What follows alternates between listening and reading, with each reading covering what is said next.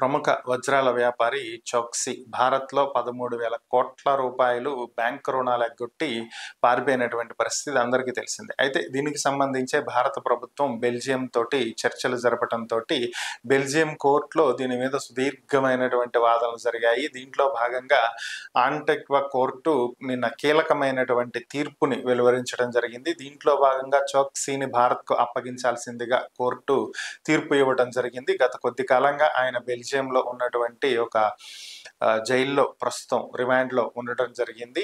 ఆయన్ను భారత్‌కు అప్పగించాల్సిందిగా భారత ప్రభుత్వం బెల్జియంని కోరటం జరిగింది. దీనికి సంబంధించి మన సీబీఐ అధికారులు పలు ఆధారాలను బెల్జియంలోని కోర్టులో సమర్పించడానికి బెల్జియంకెళ్లాల్సి వచ్చింది. అయితే ఆయన తన తరపున లాయర్ నేను భారత పౌరుడిని కాదు అని, భారత పౌరసత్వాన్ని వదులుకోవటం జరిగిందని, తను ఆంటిగ్వా పౌరుషుడిని అని చెప్పి వాదించినప్పటికీ కూడా దాన్ని కోర్టు తోసిపుచ్చడం జరిగింది.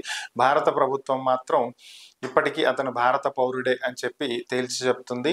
ఆయన్ను ఒకవేళ భారత్‌కు అప్పగిస్తే, భారత్‌కు తీసుకువస్తే ఆయన్ను మహారాష్ట్రలో ముంబైలో ఉన్నటువంటి జైల్లో ఉంచుతామని, ఆ జైల్లో ఆయనకు ఇచ్చేటువంటి బ్యారక్‌కి సంబంధించినటువంటి వివరాలను కూడా అందించింది. ఈ బ్యారక్‌లో ఏసీ, టీవీ, వార్తాపత్రికలతో పాటుగా ఆయనకు అవసరమైనటువంటి ఫుడ్‌ని, ఒక ప్రైవేట్ డాక్టర్‌ని అందుబాటులో ఉంచుతామని, కేవలం ఒక్కడినే నిర్బంధించకుండా ఆయన బ్యాడ్మింటన్ గానీ, క్యారమ్స్, చెస్ ఇలాంటివి ఆడుకునేటువంటి అవకాశాలు కూడా కల్పిస్తామంటూ భారత తరపున వాదనలు వినిపించినటువంటి సీబీఐ అధికారులు అక్కడ ఈ వివరాలను కోర్టుకి సమర్పించడం జరిగింది. అయితే ఈ కోర్టు ఇచ్చినటువంటి తీర్పుని 15 రోజుల్లోగా బెల్జియం సుప్రీం కోర్టులో సవాల్ చేసేటువంటి అవకాశాన్ని కూడా చోక్సీకి కల్పించారు. ఆయన మళ్ళీ సుప్రీం కోర్టుకు వెళ్తారా లేదా అనేదైతే తెలియాల్సి ఉంది. ఒకవేళ వెళ్ళకపోతే భారత్‌కు అప్పగించేటువంటి అవకాశం ఉంది. దాని ప్రకారం మనీ లాండరింగ్, అవినీతి నిరోధక చట్టాల ప్రకారం ఆయన భారత్‌లో మరలా ప్రాసిక్యూట్ చేయాల్సి ఉంటది. మళ్ళీ ఇండియన్ కోర్టుల్లో దాని గురించి సుదీర్ఘ వాదనల అనంతరం ఆయనకి శిక్షను ఖరారు చేస్తారు.